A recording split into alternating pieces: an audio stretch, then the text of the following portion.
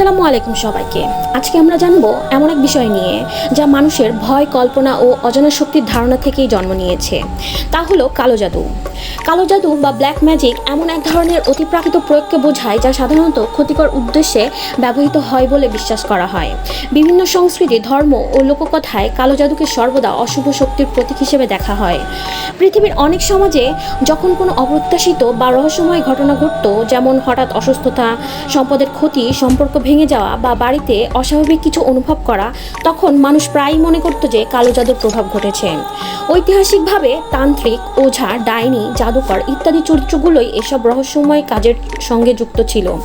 তাদের সম্পর্কে বলা হতো যে তারা বিশেষ মন্ত্র, তাবিজ, ধূপধুনো, পশু বলি, বিশেষ প্রতীক বা গোপন রীতি অনুসরণ করে অশুভ শক্তিকে আহ্বান করে।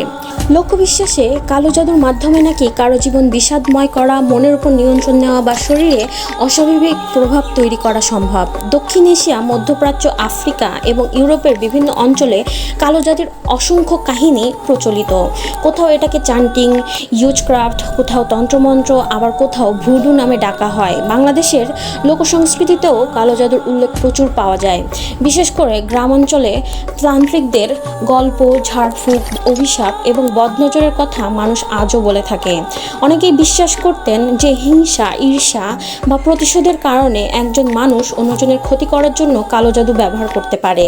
লোককথায় বলা হয় এই জাদুর শক্তি রাতে অন্ধকারে, শ্মশান ঘাটে, নির্জন বনে বা বিশেষ তারিখে বেশি কার্যকর হয়। তবে আধুনিক বিজ্ঞান ও মনোবিজ্ঞান কালো জাদুকে ভিন্ন দৃষ্টিকোণ থেকে দেখে। বিজ্ঞান বলে অশুভ শক্তি বা অতিপ্রাকৃত ক্ষমতার কোনো বাস্তব প্রমাণ নেই। যেসব ঘটনার জন্য আগে কালো জাদুকে দায়ী করা হতো সেগুলোর অনেকটাই বাস্তবে মনস্তাত্ত্বিক বা পরিবেশগত প্রভাবের ফল, যেমন ভয়, উদ্বেগ, হ্যালুসিনেশন, স্ট্রেস, অপর্যাপ্ত ঘুম, কুসংস্কার কিংবা অসুস্থতা। এসব অনেক সময় এমন অনুভূতি সৃষ্টি করতে পারে যা মানুষ অতিপ্রাকৃত বলে মনে করে। তাছাড়া সামাজিক ভীতি, অজ্ঞতা ও অশিক্ষাও কালো জাদুর গল্পগুলোকে টিকিয়ে রাখে। বিশেষ করে গ্রাম বাংলায় যেহেতু দীর্ঘদিন ধরে মৌখিক লোককথা প্রচলিত, তাই কালো জাদু সম্পর্কে মানুষের কল্পনা আরও গভীর হয়েছে। তবুও এটা সত্য, কালো জাদু মানুষের সংস্কৃতিতে এক বিশাল জায়গা দখল করে আছে। সিনেমা, নাটক, উপন্যাস, গল্প, জাদুঘর, এমনকি বিনোদন শিল্পেও কালো জাদুর রহস্যময় চিত্র বারবার উঠে আসে। মানুষ অজানাকে জানতে চায়, অদৃশ্য শক্তিকে বুঝতে চায়। এই কৌতূহলী কালো জাদুকে কখনো ভয়াবহ, কখনো আকর্ষণীয় ও কখনো রহস্যময় করে রাখে। বাস্তব প্রমাণ না থাকলেও এটি মানুষের কল্পনা ও লোককথার এক গুরুত্বপূর্ণ অংশ হয়ে বেঁচে আছে।